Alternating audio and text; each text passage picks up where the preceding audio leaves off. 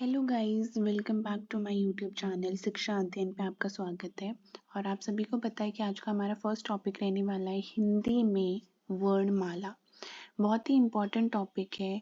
कुछ limited questions ही आते हैं इसमें और बार बार रिपीट होते रहते हैं। हम वो सारे क्वेश्चंस डिस्कस करेंगे इस वीडियो में। और मैंने आपके लिए पीडीएफ बनाई है डिफरेंट सोर्सेस से कलेक्ट करके। मैंने पूरे पेजेस की पिक बना के आपके लिए पूरी पीडीएफ तैयार की है ताकि जो आपका कंसेप्ट है वो बहुत अच्छे से क्लियर हो जाए और आप ये जो टॉपिक है वो आप यहीं से सीख कर जाएं। आपको इसके बाद जब आप क्वेश्चन करें तो आपको सारी चीज़ें क्लियर हो, आप क्वेश्चन कर पाए। तो साथ के साथ याद करते चलिएगा। और अगर कोई भी डाउट है तो कमेंट सेक्शन में ज़रूर पूछिएगा। और आपको कैसी लगी पीडीएफ वो भी बताइएगा। और आपको ये पीडीएफ टेलीग्राम चैनल पे भी मिल जाएगी। मैंने डिस्क्रिप्शन में अपना टेलीग्राम का लिंक, व्हाट्सएप का लिंक मैंने डाल दिया है। प्लीज़ ज्वाइन कीजिएगा, आपको ये पीडीएफ फ्री में वहाँ अवेलेबल हो जाएगी। आज का टॉपिक स्टार्ट करते हैं। आज का टॉपिक है वर्णमाला। सबसे पहले हम सभी को पता है कुछ हम बेसिक चीज़ें पढ़ने वाले हैं जिससे हमारे जो फंडामेंटल्स है वो क्लियर हो जाए। जैसे व्याकरण की परिभाषा, भाषा के समस्त नियमों का अध्ययन जो शास्त्र के अंतर्गत किया जाता है उसे व्याकरण कहता है। आप सभी को पता है कि जो ये व्याकरण की डेफिनेशन पूछते नहीं है, बस आपको पता होनी चाहिए। और व्याकरण के टाइप्स होते हैं जैसे वर्ण विचार हो गए, हमारे स्वर व्यंजन हो गए। ये वर्ण 3 टाइप्स में डिवाइडेड है। पहला वर्ण विचार, नेक्स्ट इज शब्द विचार, फिर वाक्य। वर्णों से शब्द बनते हैं, शब्दों से वाक्य बनते हैं। तो हमारे 3 में डिवाइडेड है। हम इनको डिस्कस करेंगे कि वर्ण में कितने आते हैं, कितने टोटल वर्ण होते हैं। और आप सभी को पता है कि वर्ण मिलकर शब्द बनाते हैं और शब्द मिलकर एक पूरा वाक्य बनाते हैं। तो नेक्स्ट आता है कि हमने क्या क्या चीज़ें सीखी है, ये पूरा मतलब समरी है। तो भाषा वह साधन है जिसके द्वारा मनुष्य अपने मन की बात दूसरों तक पहुंचाता है तथा दूसरों के मन की बात ग्रहण करता है। तो भाषा एक वो पाथ है जिसके थ्रू हम दूसरों की बातें भी समझ सकते हैं और सामने वाला हमारी बातें भी ग्रहण कर सकता है। भाषा के 2 रूप होते हैं, एक तो हम बोलकर और एक हम लिखकर व्यक्त करते हैं। तो मौखिक और लिखित। मौखिक भाषा का आधार मनुष्य के मुख से उच्चारित ध्वनियाँ होती है। हमारे जो मौखिक है वो मौखिक हम जब बोलते हैं तो किन से बोलते हैं, कौन सी ध्वनियाँ आती है, तो वो हम सारी चीज़ें अभी पढ़ेंगे। उच्चारित ध्वनियों के लिए बनाए गए लिखित चिन्हों को लिपि चिन्ह या वर्ण कहते हैं। हम जो बोलते हैं ध्वनियाँ उनको हम लिख के जब शो करते हैं, लिखित चिन्हों को हम क्या कहते हैं, जब हम उनको लिख के बताते हैं कि हम ये लिख रहे हैं तो उनको हम बोलते हैं लिपि चिन्ह या फिर वर्ण। ठीक है। उच्चारित ध्वनियाँ, बोलते वक्त जो ध्वनि आ रही है जब हम उसको लिख के दिखाते हैं, लिख के अपनी बातों को व्यक्त करते हैं तो वो होते हैं लिपि चिन्ह या फिर वर्ण। वर्णों की व्यवस्था तथा उनके लिखने के ढंग को लिपि कहते हैं। हमने पढ़ चुके हैं पहले वाले पॉइंट में कि जो वर्णों की एक व्यवस्था होती है, पैटर्न होता है लिखने का। जैसे अगर मैं कमल लिखना चाहती हूँ तो क्या मैं जो है वो म क ल नहीं लिख सकती हूँ। ठीक है। तो सॉरी गाइस, ये थोड़ा सा जो पेंसिल है वो ऐसे ही लिखी जा रही है, हम ओरली समझते हैं। जैसे हमारा जो कमल हो गया, कमल को हम म क ल नहीं लिख सकते हैं ना, क्योंकि इसमें कोई शब्द नहीं बन रहा है। तो क म ल ही लिख सकते हैं कमल। वो एक व्यवस्थित ढंग से हमने लिखा है उसको, तो उसको हम कहते हैं लिपि। ठीक है, क्या कहेंगे? लिपि। व्याकरण वह शास्त्र है जिसके अंतर्गत भाषा के नियमों का अध्ययन किया जाता है। आपको पता होना चाहिए, सबको पता है कि जिसमें हम भाषा के नियमों का अध्ययन करते हैं, पूरी व्याकरण में रूल्स होते हैं जिसके थ्रू हम सेंटेंसों को बनाना सीखते हैं, वर्ड को, शब्दों को बनाना सीखते हैं। व्याकरण यह बताता है कि भाषा का कौन सा रूप शुद्ध है और कौन सा अशुद्ध है। व्याकरण हम डिस्कस कर चुके हैं कि व्याकरण से ही आपको पता चलता है कि कौन सा वाक्य हमने शुद्ध लिखा है और कौन सा अशुद्ध है, उसमें क्या ग्रामेटिकल मिस्टेक है और क्या नहीं है। व्याकरण के 3 अंग होते हैं, हम पढ़ चुके हैं, वर्ण विचार, शब्द विचार तथा वाक्य विचार। नेक्स्ट पे चलते हैं। और नेक्स्ट में इसमें आपको ये पता होना चाहिए कि हर भाषा में ये ध्वनियाँ 2 तरह की होती है, स्वर और व्यंजन। एक तो स्वर और दूसरा व्यंजन। ठीक है। नेक्स्ट कम्स एज हाँ गाइज, इससे पहले मैं आपको एक और चीज़ बता दूँ जो क्वेश्चन आता है। सबसे पहला क्वेश्चन, मैं जो ये क्वेश्चन आपसे पूछूंगी इनकी भी पीडीएफ मैं आपको भेज दूंगी टेलीग्राम चैनल पर इसके लिए मुझे टाइप करना पड़ेगा तो थोड़ा सा टाइम लगेगा, तो आप घबराइएगा मत, सारी चीज़ें टेलीग्राम पर मिल जाएंगी आप लोगों को। पहला क्वेश्चन आता है, वह छोटी से छोटी ध्वनियाँ जिसके टुकड़े नहीं हो सकते उसे क्या कहते हैं? तो आपको ये कमेंट सेक्शन में लिखना है गाइस। इसका आंसर हम नेक्स्ट क्लास में हम ज़रूर डिस्कस करेंगे, जितने भी क्वेश्चन मैंने आपसे पूछे हैं। बट इनके जो भी आंसर, जो भी क्वेश्चन मैं पूछूंगी आपको उनके आंसर्स कमेंट सेक्शन में ज़रूर लिखने हैं, 1 2 3 डालकर लिखने हैं ताकि आपकी भी प्रैक्टिस हो जाए। तो सबसे पहला क्वेश्चन मेरा ये है, आपको बीच बीच में ऐसे होमवर्क के क्वेश्चन मिलते रहेंगे।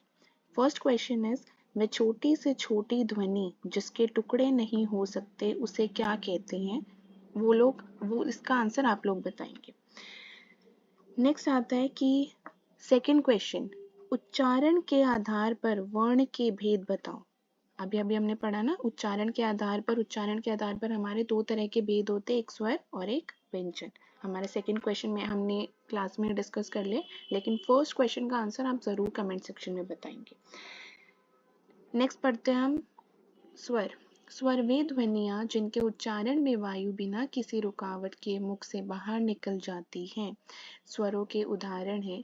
अब स्वर आपके पास जैसे बोलते समय एक तो कुछ वर्ण ऐसे होते हैं जिसमें ज़्यादा रुकावट आती है और कुछ में नहीं आती है। जैसे अगर मैं बात करूं, वायु बिना किसी रुकावट के जो वर्ण बोले जाते हैं उनको हम स्वर बोलते हैं। जैसे अ, आ, ई, ई, ऊ, ऊ, ये सारे जितने भी वर्ण हैं ये हमारे स्वर है। क्यों? क्योंकि जब हम बोल रहे तो रुकावट नहीं आ रही है ना, हम इजिली बोल पा रहे हैं। अ, आ, ई, ऊ। ठीक है, तो ये सारे हमारे होते हैं स्वर। और स्वर से रिलेटेड जो क्वेश्चन पूछ सकते हैं वो ये पूछ सकते हैं कि जिन वर्णों के उच्चारण में दूसरे वर्णों की सहायता की आवश्यकता नहीं होती है उन्हें क्या कहते हैं? तो उसका आंसर आप कमेंट सेक्शन में बताएंगे। ठीक है, मैं दोबारा रिपीट कर देती हूँ, जिन वर्णों के उच्चारण में दूसरे वर्णों की सहायता की आवश्यकता हमें नहीं होती है उन्हें हम क्या कहते हैं? ठीक है, सेकंड क्वेश्चन ये रहा। नेक्स्ट आपके पास स्वर हो गया। नेक्स्ट व्यंजन। व्यंजन की डेफिनेशन है का उच्चारण करते हैं तब मुख से बाहर निकलने वाली वायु के मार्ग में रुकावट पैदा होती है। तो व्यंजन स्वर का बिल्कुल अपोजिट होता है। जब हम वर्णों को बोलते हैं तो जो वायु के मार्ग में रुकावट पैदा की जाती है, ठीक है, बोलते वक्त जब रुकावट हमें फील होती है तो उनको हम बोलते हैं व्यंजन। जैसे क, ख, ठीक है, तो तब मुख से हम जैसे बाहर निकाल रहे हैं इनको, तो वायु जैसे हमें लगता है कि वो रुकावट सी पैदा कर रही है, हमें टाइम लग रहा है बोलते समय। ठीक है, जैसे क किससे मिल के बना है? क व्यंजन क जमा अ से। ठीक है, ख किससे मिलके बना है? ख जमा अ से। ख हलंत, हम ऐसे लिखते हैं, ख हलंत प्लस अ। ठीक है, तो ये हो गया ख, हलंत आता है इनमें, ख जमा अ। ग जमा अ। ठीक है, तो ये हमारे हो गए। तो जैसे आप सबको क्लियर हो गया है कि स्वर क्या होते हैं और व्यंजन क्या होते हैं। व्यंजन वो ध्वनियाँ उच्चारण में मुख से बाहर निकलने वायु के रास्ते में जब रुकावट या अवरोध पैदा किया जाता है तो वो व्यंजन होती है। अब व्यंजन से रिलेटेड कोई क्वेश्चन हम वो आगे डिस्कस करेंगे अभी। ठीक है, तो मैं आपको और क्वेश्चन बता देती हूँ, वो हम साथ के साथ ही कर लेंगे। वैसे स्वर से रिलेटेड अभी हम स्वर पढ़ लेते कि कितने प्रकार के होते, कितने होते, 11, कितने पूछे जाते हैं, ये सारी चीज़ें हम आगे डिस्कस करेंगे। जैसे वर्णमाला, तो वर्णमाला में आपको सबसे मेन चीज़ें हैं, जैसे आपको हमने ये डेफिनेशन पढ़ ली थी, लिखित चिन्हों या वर्णों के व्यवस्थित समूह को वर्णमाला कहते हैं। क्या कहते हैं? वर्णमाला। आपको ये होनी चाहिए एक तो पता। नेक्स्ट आता है स्वर वर्ण, अ, आ, ई, ऊ, री, ए, आई, ओ, औ। तो ये कितने हैं हमारे पास? 11 हैं। और इससे क्वेश्चन जो पूछता है वो ये पूछता है, ये बीएड में भी पूछा गया था ये क्वेश्चन, कि हिंदी वर्णमाला में स्वरों की कुल संख्या कितनी है? 11। 1 2 3 4 5 6 7 8 9 10 11। ठीक है, कितनी कितनी संख्या है? 11 है। अनुस्वार हमारे इससे डिनोट होता है, बिंदु से, और विसर्ग हमारा 2। ठीक है, साइड में 2 डॉट लगी हुई होती है। आगत स्वर होता है हमारा, ये पूछ लेते हैं जैसे कि इनमें से कौन सा आगत स्वर है, इनमें से कौन सा अनुस्वार है। ठीक है, ये आपसे पूछ लिए जाते हैं। नेक्स्ट आता है अनुनासिक में आपका चंद्र बिंदु आता है। ये सारे आपके अनुनासिक के एग्जाम्पल हैं। अब व्यंजन वर्ण, अगर आपसे ये पूछे कि व्यंजन कितने होते हैं तो आपको लिखना है 33। ठीक है, और अगर ये पूछे कि हिंदी मूल में मूलतः वर्णों की संख्या कितनी है तो 52 है। कितनी लिखोगे आप? 52। ठीक है, कितनी है मूलतः संख्या हिंदी वर्णमाला में? 52। नेक्स्ट आता है आपको क वर्ग। मैं साथ के साथ अभी वो चीज़ें आगे भी आएंगी, लेकिन यहाँ भी बता देती हूँ। क वर्ग होता है ये क ख ग घ ड़, और च वर्ग में ये आपको ये पता होने चाहिए। ठीक है, और य र ल व इनको हम क्या बोलते हैं, ये भी सारी चीज़ें भी पढ़ेंगे हम। और श श ह इनको क्या बोलते हैं, सारी चीज़ें अभी हम पढ़ने वाले। इनको अंतस्थ हो, ये हो गया ऊष्म। ठीक है, और ज़ हो गया हमारे आगत व्यंजन। नेक्स्ट आता है, डिटेल में भी पढ़ेंगे अभी हम इनको, कि सारी चीज़ें पढ़ेंगे, टेंशन मत लीजिए। बोलते समय हम अपने मुख से कुछ ध्वनियों का उच्चारण करते हैं। जैसे जब हम बोलते हैं तो हम अपने मुख से, हम अपने मुंह से बहुत सारी ध्वनियों का उच्चारण करते हैं। हमने ये पढ़ लिए। ये क्वेश्चन बहुत इंपॉर्टेंट है कि भाषा की सबसे छोटी इकाई क्या होती है? वर्ण। मोस्ट इम्पॉर्टेंट क्वेश्चन है, पूछा जाता है, बहुत रिपीटेड क्वेश्चन है कि भाषा की सबसे छोटी इकाई क्या है? वर्ण। नेक्स्ट आता है, वर्ण के खंड नहीं किए जा सकते। वर्ण को हम खंड नहीं कर सकते, मतलब वर्ण को हम अलग नहीं कर सकते। वर्णों से शब्द और शब्दों से वाक्य बनते हैं। वर्ण के कुछ उदाहरण, जैसे ये सारे हम पढ़ भी चुके हैं और अभी भी पढ़ेंगे हम ये आगे आने वाली शीट्स में। वर्ण शब्द का प्रयोग ध्वनि और ध्वनि चिन्ह दोनों के लिए किया जाता है। तो वर्ण हम बोलते समय भी और लिखते समय दोनों तरह प्रयोग करते हैं। ध्वनि मतलब बोलते समय, ध्वनि चिन्ह मतलब लिखते समय, दोनों तरह प्रयोग किया जाता है। अब हिंदी की वर्णमाला डिटेल में पढ़ते हैं। स्वर हमारे कितने होते हैं? 11 हैं। अनुस्वार हम पढ़ चुके हैं, विसर्ग हम पढ़ चुके हैं। व्यंजन कितने होते हैं हमारे? ये पूरे 33। ये कितने होते हैं? 33 होते हैं ये। अब यहाँ पे सबसे पहले आता है अंतस्थ। ये आपने क वर्ग, च वर्ग, ट वर्ग, त वर्ग, प वर्ग पढ़ लिए। नेक्स्ट आता अंतस्थ पूछ लेता है, जैसे आपके पास कि य, र, ल, श, इनमें से अंतस्थ कौन सा नहीं है। तो श नहीं है तो आप उस पर टिक करेंगे। तो अंतस्थ आपको पता होना चाहिए कि कौन से 4 होते हैं, य, र, ल, व। ऊष्म कौन से होते हैं? श, श, स, ह। ठीक है, ये 4 होते हैं। और अन्य व्यंजन में ये नहीं पूछते, आपको पता होना चाहिए बस। हाँ, आगत, आगत जैसे संयुक्त व्यंजन और आगत भी बोलते हैं इन्हें, गृहीत वर्ण।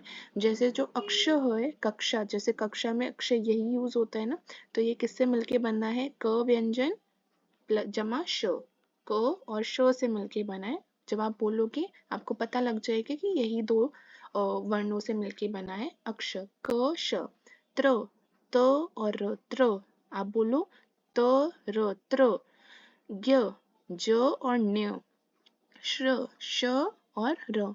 मोस्ट इम्पॉर्टेंट क्वेश्चन है, बहुत बार पूछा जाता है इनसे क्वेश्चन, बहुत बार। नेक्स्ट आता है, इस प्रकार हिंदी वर्णमाला में 48 वर्णों का प्रयोग किया जाता है। ठीक है, इस प्रकार कितने हो गए ये सारे हमारे? टोटल 48। तो स्वर 11 लिखोगे अगर क्वेश्चन में आता है, व्यंजन पूछे तो 33, अगर टोटल पूछे तो 52, और अनुस्वार विसर्ग हमने पढ़ लिए हैं। ठीक है, और इन सब को मिला के आप 48 इसने कैसे करे हैं? इन सब को मिलाकर हिंदी के वर्णों का योग 48 है। तो जैसे 33 + 11 44, 45, 46, 47, 48। और 48 के बाद जो 4 और ऐड किए गए हैं, वो कौन से ऐड किए गए हैं आगे डिस्कस करते हैं। संयुक्त वर्णों को अक्षर त्र ज्ञ श्र को वर्णमाला में नहीं गिना जाता था। पहले नहीं गिना जाता था, बाद में गिना जाता था, तो इन चारों को मिला के 52 हो गए हैं। ठीक है, नेक्स्ट आता है कि उच्चारण में लगने वाले समय के आधार पर स्वरों का वर्गीकरण। अगर मैं उच्चारण, जैसे बोलते वक्त बहुत सारे वर्ड ऐसे होते हैं जिसमें बोलते वक्त कम समय लगता है, बोलते वक्त जिसमें 2 गुना भी समय लगता है, और बोलते वक्त जिसमें 3 गुना समय भी लगता है। तो वो सारे हम पढ़ेंगे स्वरों के वर्गीकरण। सबसे पहला आता है ह्रस्व स्वर, शॉर्ट वोवेल्स। ये आपको नहीं याद करने short vowels, long vowels, longer vowels, आपको पता होना चाहिए ह्रस्व स्वर, दीर्घ स्वर और प्लूत स्वर। ह्रस्व स्वर क्या होते हैं? जिन स्वरों के उच्चारण में कम समय लगता है, जिनको बोलते वक्त कम समय लगे, जैसे, और ये 4 ही होते हैं। सीधा क्वेश्चन आता है कि इनमें से कौन सा ह्रस्व स्वर नहीं है, तो आपको पता होना चाहिए कि इन चारों के अलावा जो भी दे दे वो नहीं है। अ, ई, उ, री। आप बोल के भी देखिए, बहुत कम समय लग रहा है। जैसे खत्म हो गया, बोल दिया हमने। ई, उ, री, कम समय लग रहा है। ठीक है, ये सारे ह्रस्व स्वर है। दीर्घ स्वर में आता है वो स्वर जिनका उच्चारण करते समय ह्रस्व स्वरों से लगभग 2 गुना समय लगे, जैसे आ, ई, उ, ए, ओ, ओ। ठीक है, और ये हो गए हमारे दीर्घ स्वर। नेक्स्ट आता है, बहुत इजी, आप बोलोगे तभी पता लग जाएगा किसमें कम समय लग रहा है, किसमें 2 गुना। प्लूत स्वर, जिसमें ह्रस्व स्वर से लगभग 3 गुना समय लगता है, वो प्लूत स्वर होते हैं, जैसे ओम। ठीक है, ओम, लगभग 3 गुना समय लग रहा है, ओम। नेक्स्ट आता है, और इसका एग्जाम्पल, जैसे इसका एक और एग्जाम्पल है श। ठीक है, श, ये इसी का एग्जाम्पल है। याद रखिए, आजकल ये आपको नहीं करना है। नेक्स्ट आता, हाँ, आपको ये पता होने चाहिए उच्चारण स्थान के आधार पर व्यंजनों का वर्गीकरण। जैसे उच्चारण स्थान, जब हम बोलते हैं तो कौन से वर्ण कौन से स्थान पर टच होके बोले जाते हैं, तो वो सारी चीजें हम इसमें पढ़ेंगे। जैसे गले से मतलब कंठ है, गले से कौन कौन से बोले जाते हैं? जब हम क बोलते हैं तो गले से आवाज आती है क, ख। आप प्लीज इनको बोल के देखिए, बहुत इजीली याद हो जाएंगे। क, ख, ग, घ, ड। तालू से, तालु च, आप बोलोगे तो च, दांत के पीछे और मूर्धा से आगे जो हिस्सा है वहां से बोला जा रहा है च। ठीक है, और मूर्धन्य से ट। ठीक है, तालु से पीछे, थोड़ा सा तालु से पीछे अगर आप बोल के देखेंगे तो उससे पीछे टच हो रही है हमारी जीभ ऊपर की तरफ, तो वो सारे मूर्धन्य होते हैं, ट, ठ, ड, ढ, न। दंते से जो दांत पे टच हो जीभ जब हमारी बोलते वक्त, त, थ, द, ध, न। दांत के मूल से स, ज, र, ल। आपको ये नहीं करने हैं, ये मत करना आप, ये नहीं पूछता है वर्तस्य से। होठ से पूछता है ओष्ठ्य से, प, फ, ब, भ, म। प, फ, ये तो होठ से पता ही चल रहा है कि। ठीक है, नेक्स्ट आता है, सबसे ज्यादा इंपॉर्टेंट, मैं आपको दोबारा बता दूं, ये है, ये और ये। दंते हो गया, ओष्ठ्य हो गया, तो कंठ्य, तालव्य, मूर्धन्य, दंते, ओष्ठ्य। नेक्स्ट आता है हमारे पास, ये हम पढ़ चुके हैं कि अंतस्थ कौन से होते हैं, यो, रो, ल, वो। उत्क्षिप्त, उत्क्षिप्त भी आपको पता होने चाहिए, क्योंकि इन्हीं को मिलाकर हमारे कितने बन रहे थे, 48, है ना। यहाँ पे देखो, इन्हीं को मिला के हमारे क्या बन रहे थे, 48। बाद में इन चारों को और मिलाया तो हमारे टोटल कितने हो गए थे, 52। तो इन दोनों को हम क्या बोलते हैं, उत्क्षिप्त। ठीक है, उत्क्षिप्त व्यंजन बोलते हैं इनको हम, पता होने चाहिए आपको। अयोगवः, अंगः और अह, विसर्ग। ठीक है, एक अनुस्वार और विसर्ग अयोगवः में शामिल होते हैं दोनों। अब आते हैं इसके टाइप, जैसे बोलते वक्त अगर किसी व्यंजन में शिवरिंग हो रही है, गूंज हो रही है, तो वो होता है सघोष। जिसमें गूंज या कंपन नहीं होती है वो होता है अघोष। सघोष को हम घोष भी बोलते हैं। बहुत बार पूछा जाता है कि सघोष को घोष भी आ जाता है इसकी जगह, तो ये दोनों एक ही है। ऐसे व्यंजन जिनके उच्चारण में स्वतंत्रियों की गूंज घोष मुख से निकलने वाली वायु में शामिल हो जाती है। जब हम बोल रहे हैं तो कंपन जब हमें महसूस होती है और वो वायु में शामिल हो जाती है तो उसको हम बोलते हैं सघोष व्यंजन। जैसे ग, घ, च, ठीक है, आप बोलोगे। और इसकी बहुत इजी ट्रिक है, मतलब ट्रिक भी नहीं है, बहुत आसानी से आपको याद हो जाएगी ये चीजें, हम डिस्कस करेंगे अभी। अघोष होता है जिसमें आपको नॉन वेवरिंग मतलब आपको कंपन महसूस नहीं होती है, कंपन नहीं होता है तथा मुख से निकलने वाली वायु में कोई गूंज शामिल नहीं होती है, वो होते हैं अघोष व्यंजन। तो अघोष अ मतलब नॉन वेवरिंग, आप ऐसे इंग्लिश में ज्यादा अच्छे से याद हो जाएगा। नॉन वेवरिंग मतलब नॉन कंपन, कंपन नहीं होता है। अब श्वास प्राण की मात्रा के आधार पर, अगर श्वास या प्राण की मात्रा पर पूछ ले तो दो होते हैं, अल्प प्राण, महाप्राण। अल्प प्राण क्या होते हैं? जिन व्यंजनों के उच्चारण में मुख से कम मात्रा में वायु निकलती है। जैसे बोलते समय अल्प का मतलब भी क्या होता है? कम। महा का क्या होता है? ज्यादा। तो अल्प प्राण मतलब उच्चारण करते वक्त मुख से कम मात्रा में वायु निकलती है, वो होते हैं अल्प प्राण। जैसे क, ख, ये सारे हमारे क्या होते हैं? अल्प प्राण। महाप्राण क्या होते हैं? जिसमें ज्यादा वायु निकलती है। जैसे ख, ग, छ, ज, ठीक है। और अभी हम इनको डिस्कस भी करेंगे। ओके, ये शीट 2 बार अपलोड हो चुकी है। नेक्स्ट कम्स इज, हम यहाँ डिस्कस कर लेते हैं। ये रहा कि अघोष, सघोष, महाप्राण, अल्प प्राण कैसे याद करने हैं आपको। हमने सबसे पहले पढ़ा था कि अघोष और सघोष या फिर घोष। सघोष में क्या पढ़ा था हमने? देखिए, सघोष में क्या पढ़ा था? सघोष में पढ़ा था कि कंपन महसूस हो, आपको गूंज महसूस हो।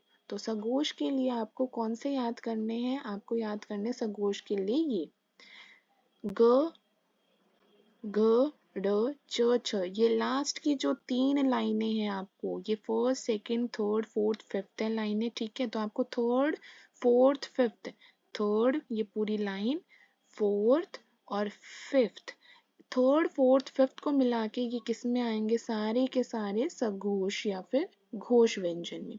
अघोष में कौन सा आएगा? जिसमें आपको कंपन महसूस नहीं होती है। अघोष मतलब नॉन कंपन, आपको महसूस नहीं होगी कंपन, ठीक है। क, ख, च, झ, ट, ठ, त, थ, प, फ, ये जो दोनों लाइनें हैं शुरू की, ये है अघोष व्यंजन, ठीक है। नॉन कंपन, यहाँ पे लिखा है नॉन कंपन, ठीक है। तो पहली 2 लाइनें हैं अघोष, लास्ट की 3 लाइनें हैं सघोष। क्लियर है? नेक्स्ट हमने पढ़ा था महाप्राण, अल्प प्राण। अल्प प्राण बोलते वक्त क्या लगे? क्या पढ़ा था हमने? बोलते वक्त, यहाँ देखिए, बोलते वक्त कम मात्रा में वायु निकलती है। तो बोलते वक्त कम मात्रा में वायु किस किस में निकलती है? क, बोला गया, कम वायु निकली है। ग, ड, ठीक है। तो फर्स्ट, थर्ड, फिफ्थ ये तीनों लाइन किसकी है? अल्प प्राण की, ठीक है। किसकी है? अल्प प्राण की। नेक्स्ट आता है महाप्राण, जिसमें ज्यादा वायु निकले। जैसे ख, घ, च, झ, झ, ट, ढ, इनमें ज्यादा वायु निकल रही है। तो सेकंड और फोर्थ किस में आएंगी? महाप्राण में, ठीक है। बहुत इजीली इस चार्ट से आप चीजों को याद कर सकते हो, बहुत इजीली, ठीक है। और आपको ये पीडीएफ चीज़ों को बिल्कुल आसान बना देगी, ट्रस्ट मी। आप ये पीडीएफ को बार बार रिवाइज, आपको सिर्फ एक पीडीएफ उठानी है, इसी में सारी चीज़ें, वर्णमाला आपका क्लियर हो गया, आपको सिर्फ क्वेश्चंस की प्रैक्टिस करनी है। एक लास्ट चीज़ें और कर लेते हैं हम, जैसे संयुक्त वर्ण, ठीक है। संयुक्त वर्ण हमने ये वैसे पढ़ लिया था कि अक्षर किससे मिलके बनता है? ज्ञ, त्र, श्र, ठीक है। ये आप लोगों को पता होना चाहिए। जहाँ 2 या 2 से अधिक व्यंजनों का संयोग हो रहा है, इस प्रकार के व्यंजनों को संयुक्त व्यंजन कहते हैं। ओके, सो ये थी आज की हमारी वर्णमाला। और अभी हम क्वेश्चंस की प्रैक्टिस, अभी मैं आपको सिर्फ होमवर्क के लिए क्वेश्चन दूंगी, आपको 1 2 3 डाल के कमेंट सेक्शन में उनका आंसर देना है। और उसके बाद नेक्स्ट क्लास में हम सारे क्वेश्चन आंसर रिटन फॉर्म में मैं लेकर आऊंगी, और रिटन फॉर्म में लेकर आने के बाद हम उन सारे क्वेश्चंस को करने वाले हैं। ओके, तो फर्स्ट क्वेश्चन मैंने आपके लिए बोला था, मैं दोबारा से रिपीट कर देती हूँ। फर्स्ट क्वेश्चन था, वह छोटी से छोटी ध्वनि जिसके टुकड़े नहीं हो सकते उसे क्या कहते हैं। दूसरा क्वेश्चन था कि भाषा की सबसे छोटी इकाई है, ठीक है, क्या है सबसे छोटी इकाई, वो आपको लिखनी है सेकेंड क्वेश्चन। नेक्स्ट क्वेश्चन है य र ल व किस प्रकार के व्यंजन हैं। य र ल व किस प्रकार के व्यंजन हैं। थर्ड क्वेश्चन हो गया, और आपको लिखना है कि, और तो सारे आपको जो है हम नेक्स्ट क्लासेस में प्रैक्टिस करेंगे, क्योंकि सारे जो है वो इस टाइप के पूछे गए हैं कि अक्षर वर्ण किस योग से बना है, तंतुवीय वर्ण कौन सा है इनमें से, और सारी चीज़ें मेरे पास पूरे क्वेश्चन के रिटर्न फॉर्म में है, बस मुझे टाइप करने हैं और नेक्स्ट क्लास में हम लेकर आएंगे उन सारे क्वेश्चंस को और प्रैक्टिस करेंगे। सो प्लीज़ अगर आपको वीडियो अच्छी लगी हो तो लाइक शेयर और सब्सक्राइब करना मत भूलिएगा, और कमेंट में अपने व्यू ज़रूर शेयर कीजिएगा। So thank you.